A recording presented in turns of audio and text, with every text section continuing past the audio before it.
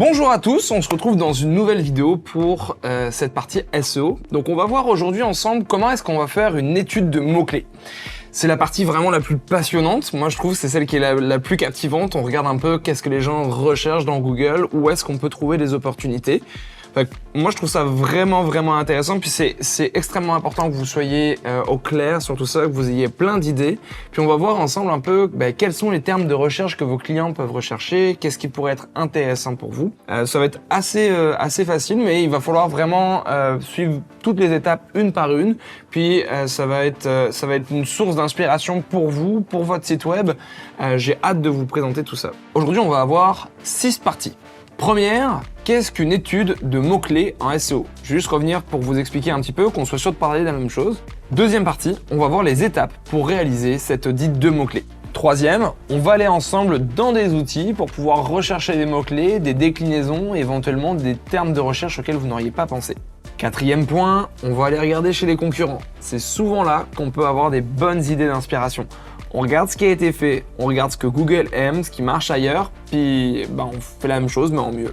Cinquième partie, on va chercher des termes de recherche qui sont un petit peu plus longs, un petit peu plus spécifiques, qui répondent à des questions. Puis on va aller voir comment est-ce qu'on peut les analyser, puis lesquels on va décider de sélectionner. Sixième partie, enfin, on va créer notre liste de mots-clés finale. La liste de tous les termes sur lesquels on souhaite se positionner, puis sur lesquels on veut vraiment avoir de la visibilité. C'est parti, on regarde tout ça ensemble aujourd'hui dans cette vidéo.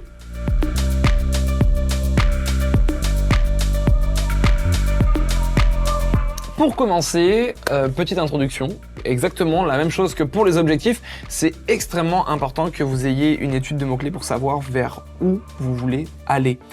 Demain, si vous décidez d'optimiser votre site web pour être visible sur des mots-clés que personne ne recherche, c'est un petit peu comme avoir le plus beau magasin au milieu du désert. Il est peut-être préférable d'avoir un magasin qui soit avec certaines contraintes que vous vous imposez, mais qui soit dans une rue passante et qui ait du monde qui puisse vous voir, qui puisse voir votre boutique, qui puisse voir votre vitrine. C'est exactement la même chose en SEO. Si vous décidez de faire du contenu pour travailler sur un mot-clé que personne ne recherche, c'est comme si vous aviez rien fait, entre guillemets. Donc si je devais définir, premier point, qu'est-ce qu'une étude de mots-clés ? L'objectif d'une étude de mots-clés, c'est qu'on puisse réaliser la liste de l'intégralité des termes de recherche sur lesquels vous pouvez vous positionner. On va prendre en compte différents critères pour savoir lesquels on sélectionne. Je pense notamment à la difficulté du mot-clé, je vais revenir un peu plus en détail à la suite de cette vidéo, ainsi que les volumes de recherche. Si le terme en effet n'est pas recherché, ça ne va pas forcément être très intéressant. C'est dans cette première partie qu'on va pouvoir définir un petit peu qu'est-ce qu'on veut faire, qu'est-ce qu'on veut aller chercher comme terme de recherche. C'est extrêmement important aussi de définir un peu qu'est-ce qu'on a derrière une intention de recherche. Quand les gens cherchent ce mot-clé ou cette expression, qu'est-ce qu'ils veulent réellement? Qu'est-ce qu'ils veulent aller chercher réellement? On va définir un petit peu ensemble tout ça, puis je vais vous donner des indices pour savoir un peu qu'est-ce qu'il faut aller chercher, puis justement les dangers à éviter aussi là-dedans.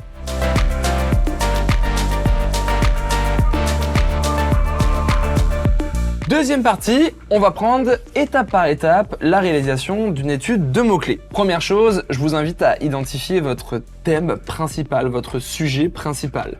Aujourd'hui, pour l'exemple, on va décider de travailler comme si on était une compagnie qui proposait de la création de meubles en bois.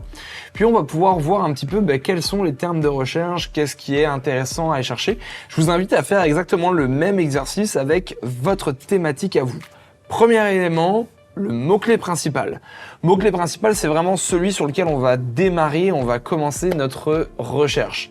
Pour ça, je vais prendre d'abord meubles bois. Même si on fait des tables, des chaises, des aménagements pour des cuisines, ça va être important de se positionner d'abord sur le mot-clé le plus large. On va partir sur meubles en bois. Deuxième étape, générer une liste de mots-clés auxquels vous pensez.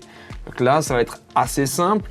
On va aller chercher justement nos catégories de produits, si on est un site e-commerce, ou nos catégories de services, si on est une compagnie de prestation de services. Une fois qu'on va avoir ça, si je reprends l'exemple d'une entreprise qui fabrique des meubles en bois, on va naturellement avoir table bois, chaise bois, table basse bois, plan de travail bois, puis on peut en faire comme ça jusqu'à ce qu'on n'ait plus de catégorie de produits, mais globalement ça va être ça. On va définir un petit peu cette liste de mots-clés. Si par exemple vous avez un magasin sur Montréal, vous allez aussi pouvoir vous positionner sur magasin mobilier Montréal ou meubles Montréal, meubles bois Montréal. Ces listes de mots-clés vont avoir une intention de recherche différente. Puis c'est vraiment là-dessus que je veux que vous réfléchissiez. Quand vous listez un mot-clé, il faut que vous mettiez dans la tête de la personne qui fait la recherche, de savoir qu'est-ce que cette personne veut réellement que Google lui ressorte. Pour ça, si jamais vous n'avez pas forcément l'inspiration, vous n'avez pas la visibilité pour savoir exactement si c'est pertinent pour vous, tout simplement faites la recherche dans Google, regardez les sites que Google fait ressortir et dites-vous, est-ce que vous aimeriez être à la place de vos compétiteurs si c'est vos compétiteurs qui ressortent? Si la réponse est oui, à ce moment-là, c'est un terme de recherche qui est important. Si la réponse est non, parce que les résultats qui en ressortent, c'est pas ce que vous faites ou c'est pas vraiment les mots-clés sur lesquels vous les positionnez, alors à ce moment-là, vous oubliez ce mot-clé et l'intention de recherche derrière le mot-clé que vous visiez n'est probablement pas fait pour vous.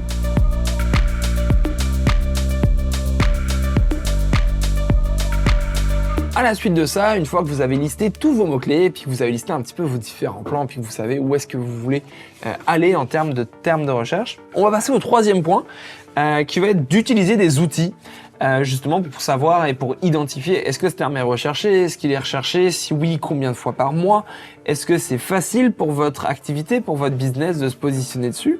On va voir ça ensemble, puis on va pouvoir évaluer tout ça. Pour cette partie-là, petit disclaimer, mais il va falloir passer par des outils payants. Malheureusement, pour avoir des données qui sont précises et sur lesquelles vous pouvez vous baser pour faire votre étude de mots-clés, il n'y a malheureusement pas d'outils gratuits aujourd'hui qui existent pour vraiment vous donner des datas qui soient qualifiées. Et vous pouvez utiliser SEMrush, qui est un des outils les plus connus en termes de référencement naturel, qui va vous apporter une grande diversité d'idées, de variables, de chiffres pour pouvoir prendre les bonnes décisions dans votre choix de mots-clés. Je vous invite à utiliser la période gratuite de 7 jours et à la suite de ça, une fois que vous allez bien les utiliser, que vous allez bien les connaître, je serai curieux d'avoir votre avis là-dessus.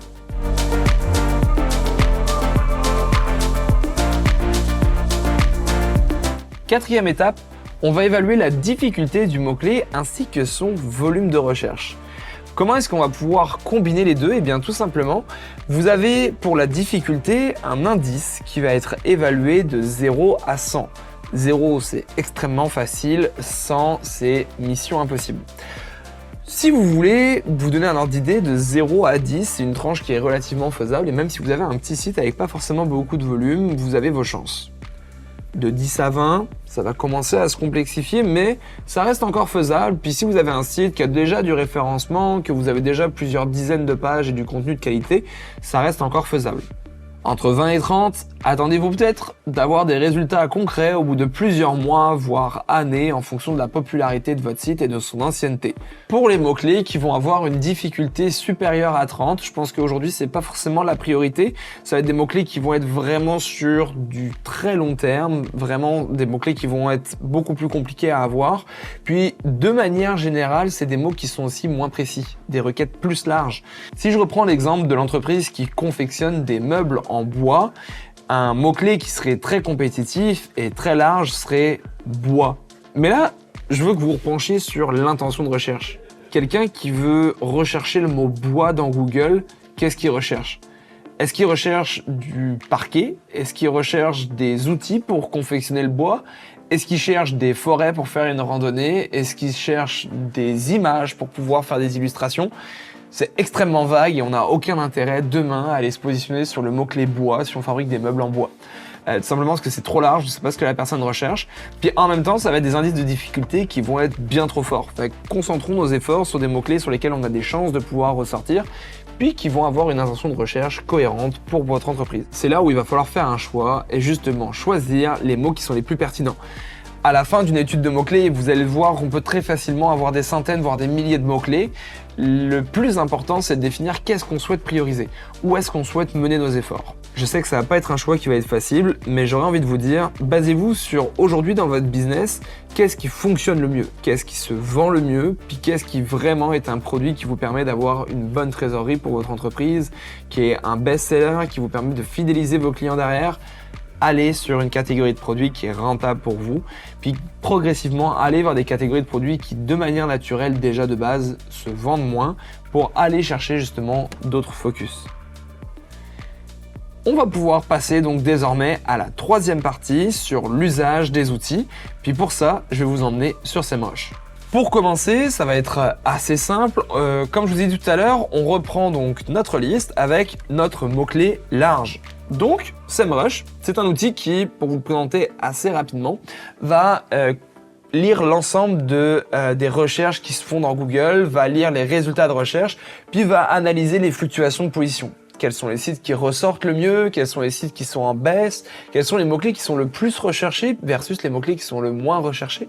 Puis il va pouvoir concentrer toute cette data dans son outil pour nous donner justement ces données chiffrées et nous aider dans cette analyse de mots-clés pour atteindre nos objectifs. Fait que commençons sans plus attendre, je vais commencer avec meubles bois. On pourrait rajouter meubles en bois, meubles faits en bois, mais plus on va rajouter de mots de liaison, plus on va rentrer dans des mots-clés qui vont être fermés. Fait que je veux vraiment quelque chose de large, je retire les mots de liaison, je mets meubles bois. Puis on va aller voir ensemble les fameuses métriques que je vous donnais tout à l'heure. Vous pouvez choisir votre pays en fonction de si vous êtes décidé d'être sur le marché US. Vous pouvez aussi regarder aux États-Unis qu'est-ce qui va être recherché. Bien sûr, il faudrait faire la recherche de mots en anglais. On va rester dans l'exemple pour Canada.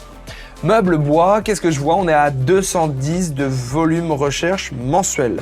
C'est-à-dire que c'est le nombre de recherches qui sont effectuées chaque mois sur Google. Ceci est une estimation. Tous les chiffres que vous voyez dans SEMrush ne sont pas forcément des chiffres à prendre avec exactitude. C'est un outil pour vous donner des indices, des fourchettes, on va dire, en termes de volume.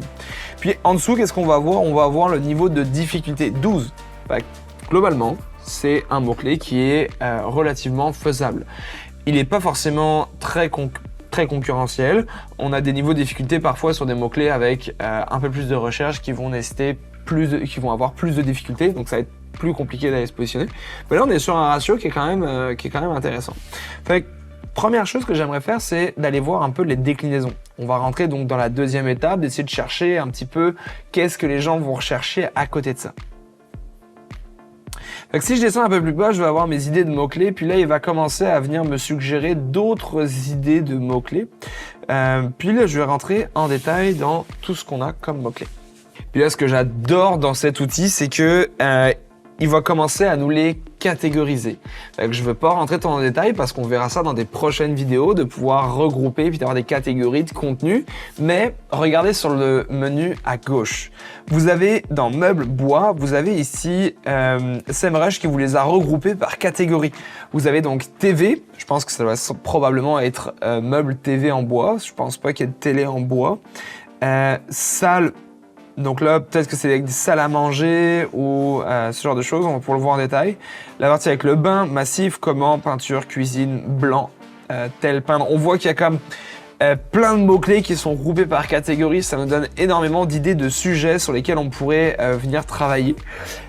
Puis là, je vais avoir ici la liste complète de tous les termes de recherche qui rentrent avec meubles bois ou qui sont des déclinaisons.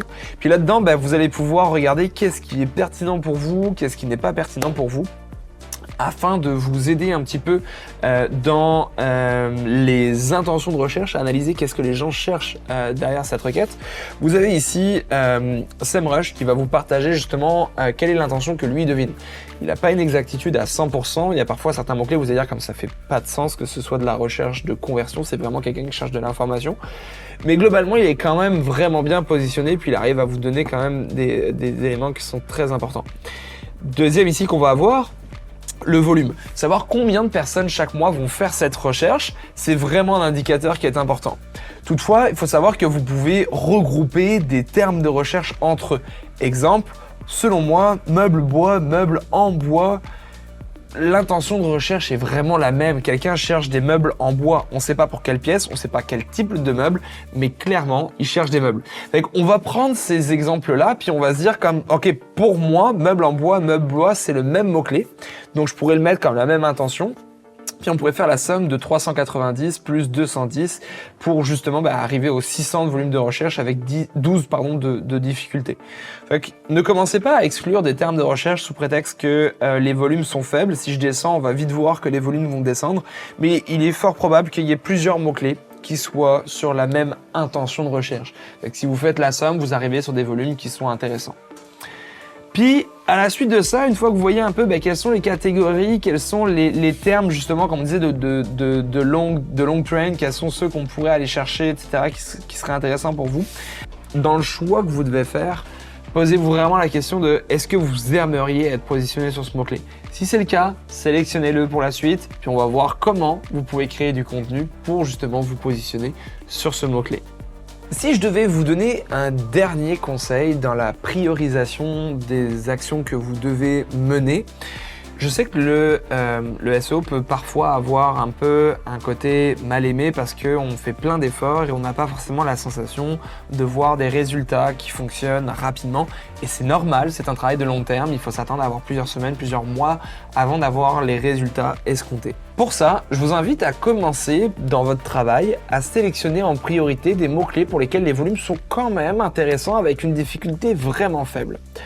Ici, je vais prendre l'exemple de meubles télé en bois. Je vois que meubles télé en bois, puis au pluriel, meubles télé en bois, c'est 170 de recherche, 170 de recherche, on est à 5 et 8 de difficulté.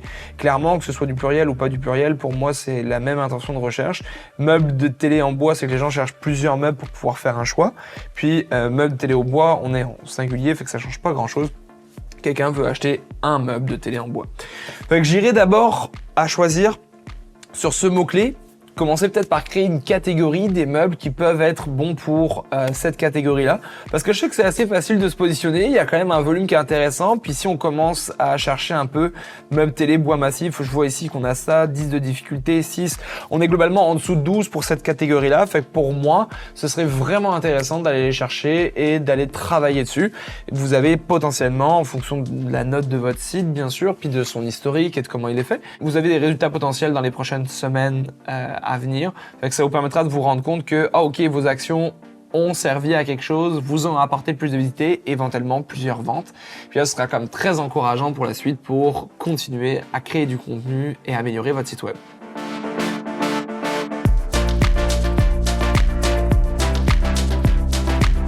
Pour trouver des idées de mots-clés, on va commencer à aller regarder un petit peu les compétiteurs. Parfois, certaines personnes vont se dire mais comment est-ce que vous arrivez à avoir des données sur des compétiteurs? SEMrush se base uniquement sur qu'est-ce qui ressort dans Google, quels sont les sites web qui ressortent sur tel ou tel terme de recherche. Ce qui fait que si vous avez un compétiteur, vous pouvez très bien prendre un site web puis venir mettre une URL dans SEMrush puis il va vous dire quels sont les mots-clés sur lesquels cette entreprise est positionnée. Donc là, on a pris cette démarche de pouvoir commencer avec ici un terme de recherche, mais on va pouvoir le faire avec un site web. Donc, je vais commencer par ici faire meubles bois Montréal. Ok. Puis on va regarder un peu qui sort en premier. Puis on va voir ce site web. Donc là, je vais voir que c'est ce site web qui commence par ressortir en premier. Fait que je vais commencer par prendre l'URL, puis je vais pouvoir aller le positionner ici. Je vais avoir vue d'ensemble du domaine. Je vais mettre le domaine du site web, puis là je vais pouvoir regarder un peu sur quel mot-clé il est positionné. Est-ce qu'il est en croissance d'un point de vue de référencement naturel? Est-ce que pour moi ça devrait être un exemple?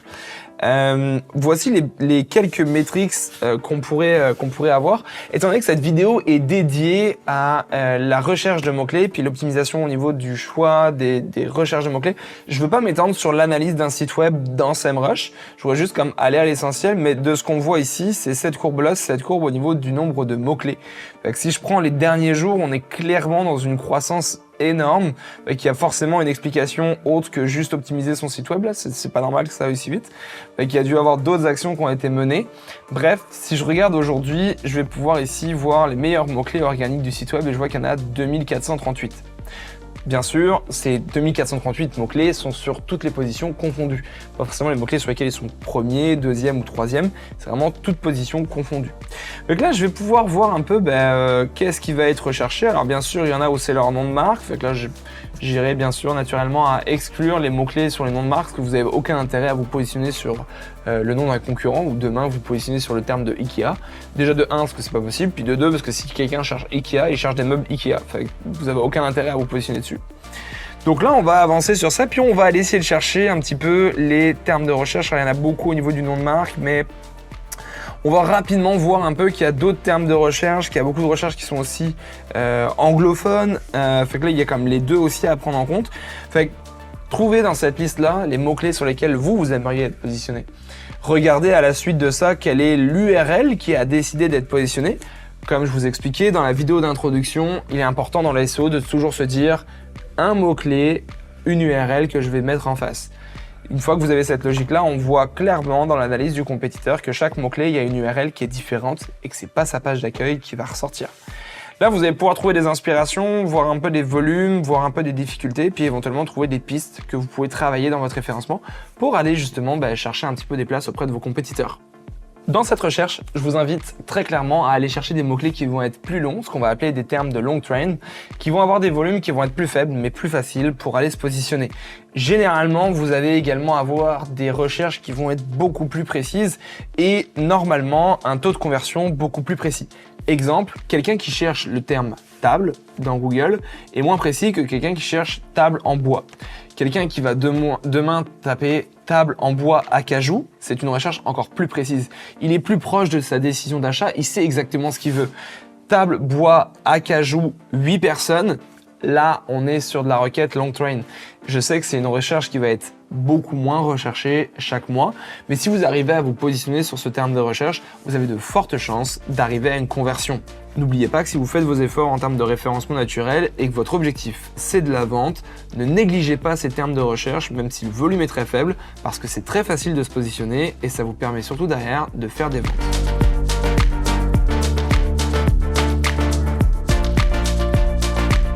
Sixième et dernière étape, la liste de mots-clés finale. Maintenant que vous avez regardé un petit peu votre terme large, que vous avez regardé un petit peu les catégories de comment est-ce que SEMrush voit un petit peu les catégories au niveau de vos mots-clés, que vous avez regardé vos compétiteurs pour savoir où est-ce qu'ils se positionnent, vous avez toutes les clés en main pour pouvoir extraire ces données de SEMrush, tout simplement en faisant un export au niveau des listes de mots-clés. Ici, vous pouvez l'exporter. Puis, vous pouvez exporter ici en format Excel, en format CSV, pour justement ensuite le retravailler, le filtrer, en exclure, en ajouter, en supprimer, en fusionner aussi également. Vous pouvez exporter tous ces éléments dans un fichier Excel, venir les lister dans une seule et même source, faire votre choix, commencer à les filtrer, définir vos priorités, puis commencer à cleaner votre stratégie. Pour la suite, maintenant que vous avez défini vos objectifs, que vous avez défini votre choix au niveau des mots-clés, on va pouvoir faire du contenu. C'est-à-dire qu'on se dit que, ok, on sait que ce mot-clé-là, vous voulez vous positionner. Quelle est l'URL sur votre site web qui serait la plus propice à se positionner sur ce mot-clé? Est-ce qu'elle existe? Si elle n'existe pas, on va créer une nouvelle page. Si elle existe, on va optimiser le contenu de cette page pour gagner des positions.